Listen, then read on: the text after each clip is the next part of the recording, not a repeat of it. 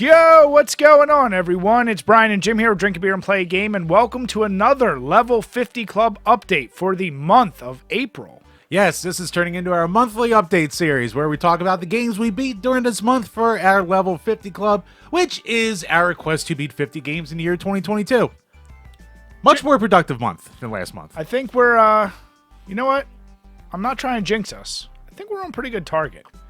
At least we know we had such a slow month last month that we're kind of willing to cheese it a little bit and do some shorter games to... Hope is not lost. No, not at all. Yeah, last month I had 3, Jim had 1. This month we both got 7, so we got a little bit more done. Yeah. So, Chambers, what'd you start with? All right, first game up for me is Kid Dracula on the NES, I guess technically Famicom, based off the Castlevania collection. So I did off the Switch. Fun, cute little spin-off platformer for the Castlevania series. Nice up-tempo music. Not the hardest game in the world, but the boss fights can be a little tricky here and there. Yeah, they get tough. But yeah, nice big graphics. Surprisingly, like more of a running gun than like a normal platformer. Yeah. So it's got its sense of humor around it, and it's nice to see it translated too. So you had to see, I made the mistake of playing non-translated, so those mini games I really had no idea what the fuck was going on. Oh, really? As I was trying to read in Japanese. Did you just do like a ROM of it ages ago, or did you do it off the collection? I did it as a ROM, I think. Yeah, probably. Yeah. So yeah, I think it was Famicom only when it first came out, Yep. besides the Game Boy. So, but yeah, no, cute little platformer. Maybe a little bit too easy, but it's kind of meant to be. But yeah, I gave it a B. It's a very solid way to spend an hour. Nice. So mine, speaking of Castlevania-like games, I played Infernex, and this was recommended to us to both of us by our buddy Nerdy Nick. This is a Castlevania 2, almost Legend of Zelda 2 clone, and the best way I'm going to describe it is you are coming back from, I don't know if it's the Holy Wars, but like your whole town has like demons and you have to rid the curse by killing certain things. There's multiple branching paths to the ending, so it's one of those you can get very good or very evil. What I love about this, and Jim and I are in agreement, that I like that style. It's not the full Metroidvania that we come to hate the term for, but there's a little bit of an RPG element. You level up certain pieces, and as you unlock things, it gets more and more interesting. They also have the amazing secrets from the other games, so if you go to a wall that looks suspiciously like Castlevania 2, you kneel down, a tornado comes, just like in the game. But then it brings you up in the air and shreds you to pieces and says, like, it throws little things like that at you. So I love it. I love all the, I'm going to call it the Tecmos style cutscenes. So, like, you come up to someone and you kill them. It's like, gets that real, like, zoomed in, like, flashcard style. There's a lot to like about the game. The control is super tight. I'm giving it an A- because it is really fun, more fun than it actually has any right to be, and the soundtrack is out of this world. So if you're looking for a fun platformer that you can come back to time and time again, I'd give that one a try. Yeah, it seems like those modern retro games always have like pretty banger soundtracks at this point, so. They're doing it right, yeah. Nice. All right, next up for me. Speaking of short games, but you won't beat it quickly. Solar Striker on the Game Boy. So it's an early shoot 'em up for the system. It was actually made by Gunplay Yokoi. Like, he was like behind it. It was like Nintendo R&D 1. So surprising to see them work on a shmup. But very simple. Like, you don't have any extravagant power-ups or anything. You just get stronger shots. And it's really only 6 levels, but my God, it is not a cakewalk at all. So, like, I tried to play it ages ago for Yokoi Kids Month, and I couldn't beat it back then. But I basically learned how to... Basically, once you hit level 4 in that boss, it's like the game completely changes, and it's not like... It's still the shmup, but the bosses are so much harder than they were earlier on. So you just kind of have to learn how to cheese them and get lucky. But yeah, no, I eventually got through it. And then it's one of those ones where when you beat it, you can play through it again on hard mode. And I gave that a shot, died, and went, okay, I'm good. So, but no, I mean, super simple, great little soundtrack for it, especially for an early Game Boy game. Right in the B column. Very solid game. Could it be longer? Could it be more complex? Sure, but for what it is, it's pretty damn good. And it's still relatively cheap, too. Nice. So I am actually going next with... It's a fan-made mod game, but there's a whole series of them, and I discovered this universe of it's called Open Bore. So basically, it's emulation that you can run directly off your Dreamcast, which is pretty damn cool. And it takes assets from like Marvel vs. Capcom, a shit ton of others, and then I don't know if they're fan-made or from other games I've just never seen, but I played the first one is called Evil Dead 2 Redo, and it's basically your Ash thinks Ash in a Streets of Rage beat 'em up style. Oh. Because it's based on Streets of Rage 2's Engine. So really well done. A lot of like cool little superpowers to find, and since it's fan made, you will see some stuff like they pull actual images from the movies. They use sound cues of Ash's voice from the movie. So obviously none of the shit's licensed, so they're getting away with murder. It wasn't actually that easy, but it's like automatically starts you with 30 lives, so you can definitely beat it. I'm a huge Evil Dead fan, so I loved it just for that. So if you're looking for a silly beat 'em up and a whole library of like, they have Resident Evil ones, they have other Streets of Rage ones, Street Fighter, though the world is your oyster if you're willing to dive into that. So for that sake, I'm gonna give it a B-. It's fan made, it's very well done. It's still pretty simplistic and it kind of gets repetitive, but the level of effort and attention put into all the bosses and like levels, I really enjoyed it. Cool. I'll have to get around to that because you know me, love my Streets of Rage. Oh yeah. All right. Next up, well, sticking with the Game Boy. This one I actually did play and beat before because it's super easy. But Yeah. TMNT, Fall of the Foot Clan on the Game Boy. So what do you call it? Our buddy Longy Long, he was doing a little hashtag Turtles Week, so I was like, I'll hop in. So I'll add it to the level 50 club. I mean, you can beat it in a half hour. Super simple, little platformer. Yeah. It's very easy. Like the first time I ever played it, the only time I really died was against Shredder. So until you learn his pattern, it's still like the only somewhat difficult boss pattern in the game. And if you're beating it that easy, then it's real easy. Oh, it is. I will say 100% it is. But Konami game from the 8-bit, 16-bit era. So the music's fantastic. It's got it's slow moving, but it's original Game Boy, so that's probably to make sure you're not blurring all over the place. Yeah. Super big sprites though. It's all around. It's like a nice way to spend a half hour. So once again, right in that solid B column. Simple, fun, short. It's great. Nice. So, I feel like I'm returning to an old friend with the next couple I'm going to do. It's going to be Puppet Combo again. It's going to be Puppet Combo, Jim. So, I hit it off early this year by trying to go through the back catalog of all the games. And you know what? I took a break because obviously I was tired of beating so many in a row. I dedicated myself and I was like, let me finish off the games that are completed because I don't want to do the ones that are still in process.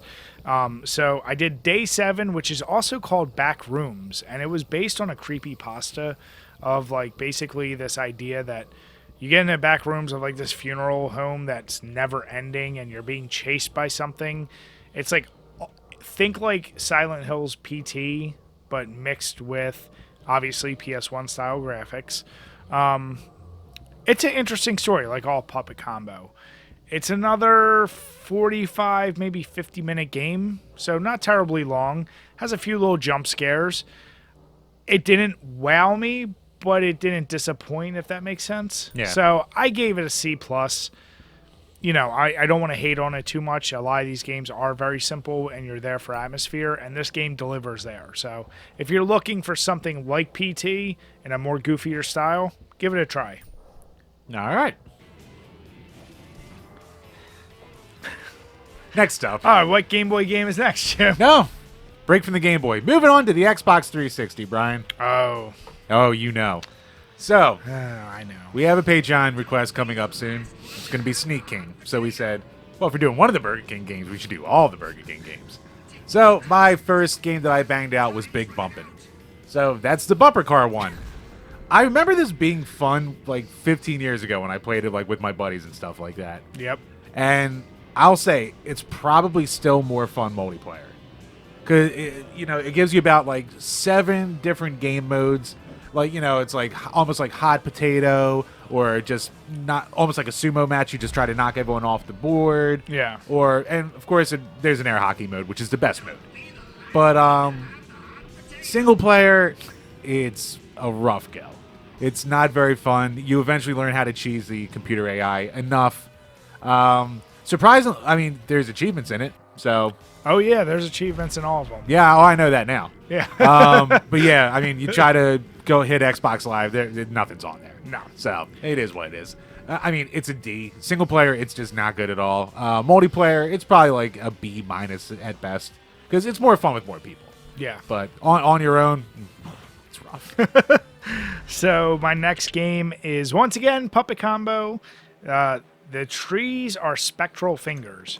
Now, let me be clear. This wasn't developed, and I've made this mistake before, but I always put the right in the text. It wasn't developed by Puppet Combo, but produced by them, because they have a whole like production team.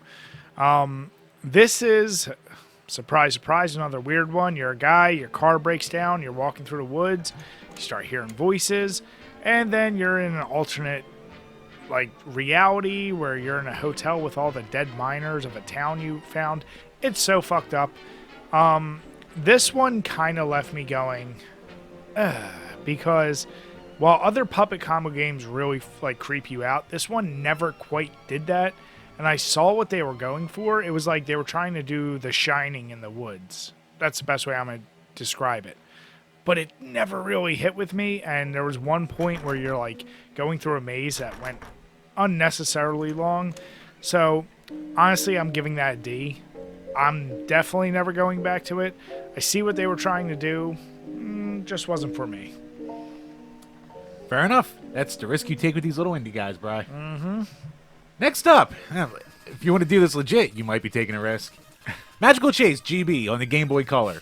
So this is the 7 years later, I think, Game Boy Color port, Japan only, of the last released TurboGrafx game of Magical Chase.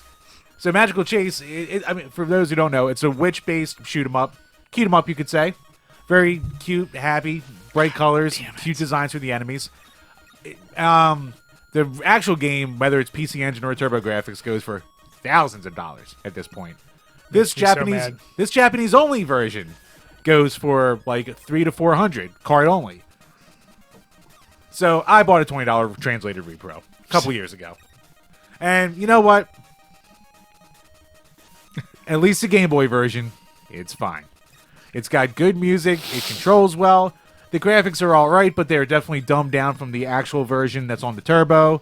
Don't pander here, Jim. I'm not pandering. I just want good. I just want. Yeah, you get easy mode and hard mode. That's about it. You can hit a shop to get weapons to help you out, all kinds of stuff like that. So at least in easy mode, it's not super easy. Like, you'll die a good amount of times, but it's also not the hardest game in the world to beat either. So, I mean, it's a solid game. I'm going to say do not spend the actual amount of money for it that it goes for. For the love of God, don't, because, I mean, for the most part with these expensive games, you don't get your money's worth anyway. But for this one, I was just like, I don't know, I guess I expected more from it. But it was still fun for what it is. Like, it's a solid B. No, it's not a bad game. It just didn't blow me away. Interesting. I'm trying to think since I edit together the graph.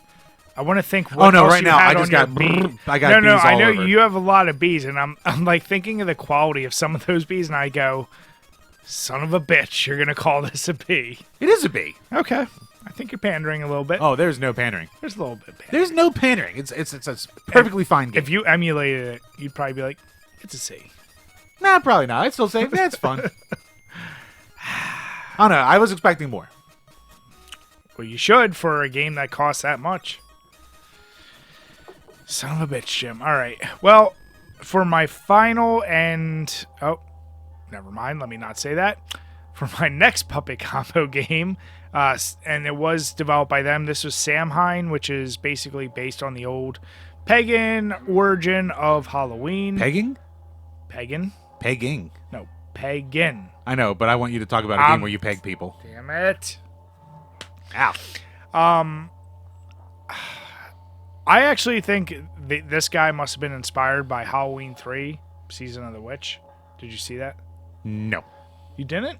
I mean, I might have. Where it's like the masks that kill the kids, and No, I don't think I've seen that one. it's the one that everyone shits on because it doesn't have Michael Myers. But either way, the kids in the beginning presumably have the 3 masks from that movie. So I'm kind of thinking it went there. And since at the end of the game, you are doing a ritual, which is like witchcraft, that's why I think it was supposed to be like, what if we took that movie idea and took it somewhere else?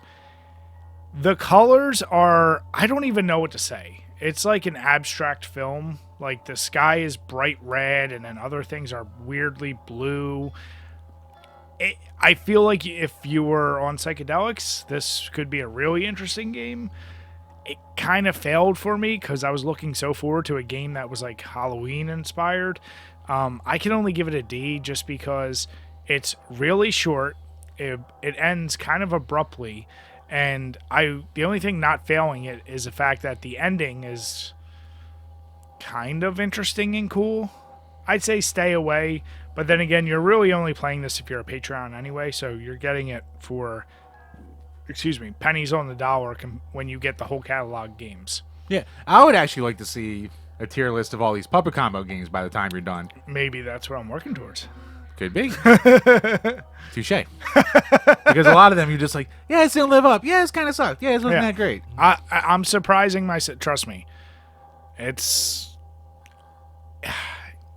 kind of like when we've watched how many bad horror movies in college that you like them, but if I'm being honest with myself, I can't say they're great. Right. But like that's what a lot of these games are. They're fun. The ones that really hit well. The other ones, Zenkoff. All right. So next up, once again hitting up the Game Boy Advance, or moving to the Game Boy Advance. Just say it's all the same. It's more the difference, bro. It's more the difference between the Game Boy Color, and the Advance. Kind of. Zenkoff. Right. Speaking of licenses, Herbie Fully Loaded, based off the hit, seminal, legendary, iconic 2005. Okay, yes, all right, with the knife. Yeah, so based off the movie, Lindsay Lohan's Finest Hour. Which I know you've never seen that movie. I have not seen that movie. I know. You'd be correct. Yeah, I mean, I got it at a thrift store years ago for $1, and I was like, I bet this is a garbage tie-in game that I could beat really fast. And I was correct.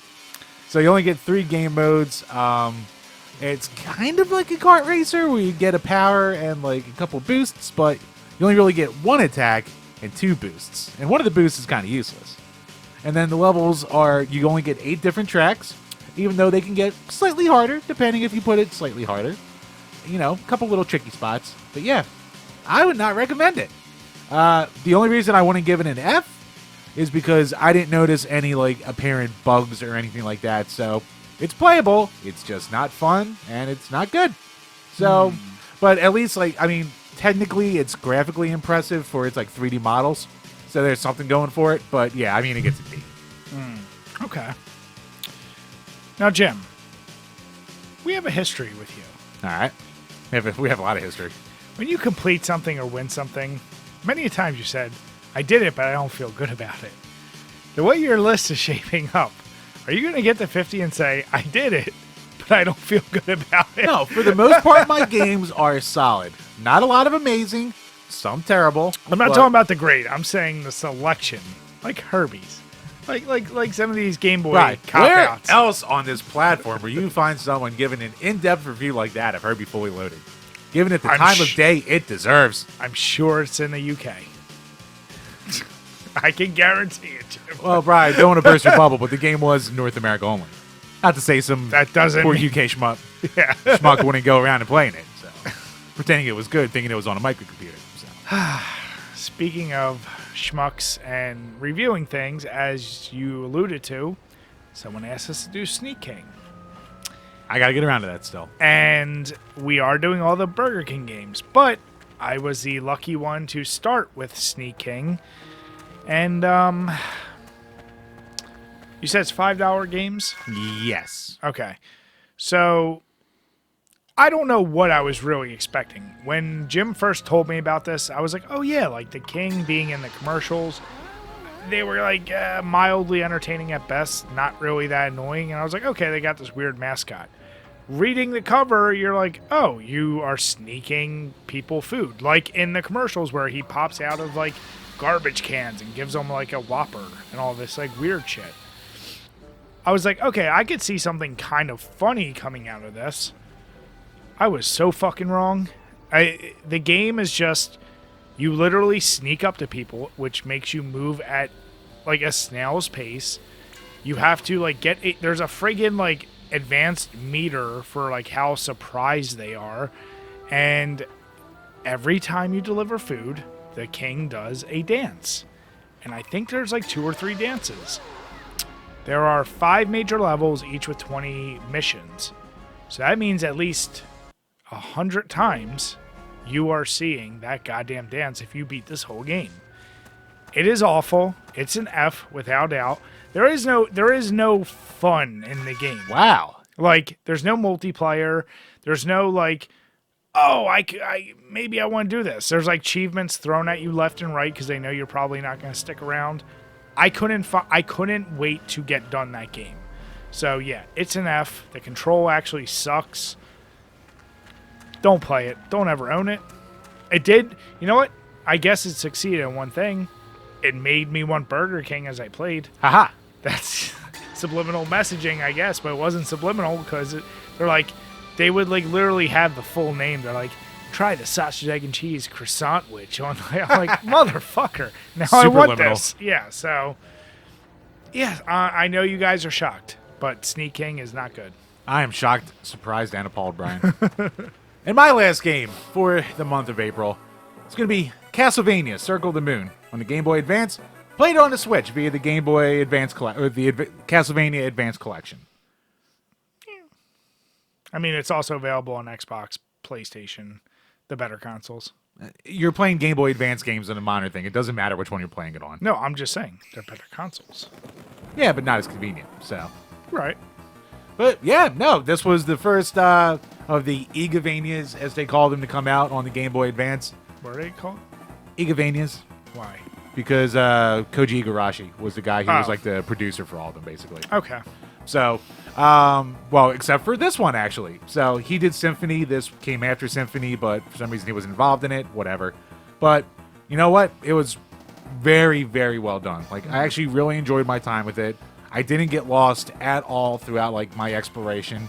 Now, as I said in the podcast, I definitely hit a spot where I should not have gone. And I was woefully underprepared for it. But I also kind of fucked myself and couldn't get back without also dying a billion times. Yeah. So I just stayed, and just plowed through that section. So that third Dracula or the second Dracula? No, not even Dracula with the problem. It was literally like an entire, like, it was like a poison section of the game. So yeah, my runtime technically was like 8.5 hours. Yeah, I probably spent a good 15 at least on it because of how many fuck-ups I did and stuff like that. Yeah, so it took me way longer than it should have, but it was a super good game. It's not one of these Metroidvanias where you're going to get super lost and be like, you know, what do I do now? Yeah. You'll eventually find a spot that you can go to. But no, the exploration was fun. It's got this dual card system where, like, you pick up cards off certain fallen enemies, and you can combine them with, like, ability and attack cards to, like, have a different special ability. And you wind up with like 100 different combinations possible if you get everything.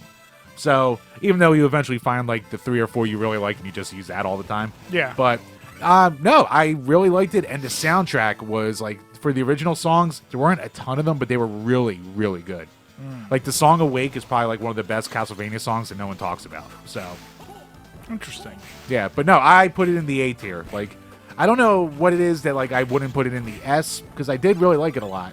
But, that final Dracula bit, like, that took me so many goddamn tries. At least, like, 50 freaking tries. So, by the end, I was like, I know exactly what I need to do, and I know every single pattern he has, but I would still stupid finger it and die. So, yeah. But no, very, very solid game. Definitely worth playing. And if you're not a dumb like me, you'll probably beat it between 5 to 8 hours. So, nice, short, solid game of that type. Nice. Yeah, that's on my list. I'll probably beat this year just because I have it downloaded on Xbox, and it's just getting around to it. Yeah. All right, so for my final game, and potentially the final game I'm going to play for Puppet Combo this year, because I don't have anything else. You say that. Well, here if they release a game that's complete, not in development, I'll play that. But this is the final of the developed games, and it's the Enigma of the Salazar house. it's kind of touted as a virtual boy like style game, and I think that's only because like a lot of it is in the red, but it's actually more of kind of like a point and click adventure. Think like Maniac Mansion or something like that. It's really well done. Once again, story's crazy, and it's another where there's multiple endings depending on what you do, which pulls me back every time. I'm a sucker for multiple endings. The story's messed up. The graphics are something you kind of get used to, and there's a mechanic of like as you're going through the house, like a ghost will chase you, so you have to hide. So it's almost like Alien Isolation. It's not going to knock your socks off, but it is pretty damn well made. So I'll give it a solid B-, because I just think it's pretty good, and I think it's one of the few games that you can actually get on Steam. So yeah, I would say check it out if you're a fan of like the point and click style games, because I know they turn some people off. Cool. But That's nice to hear something like really different from them too. yeah, for sure. So that does it for this month. Obviously, we got a little bit more done. I don't know about Jim. I'm still trying to plow through some of the bigger games, so I don't know how many I'm getting done this month.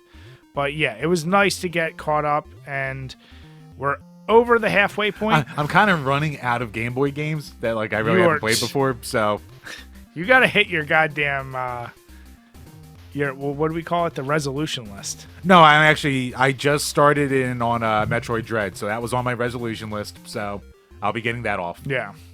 All right.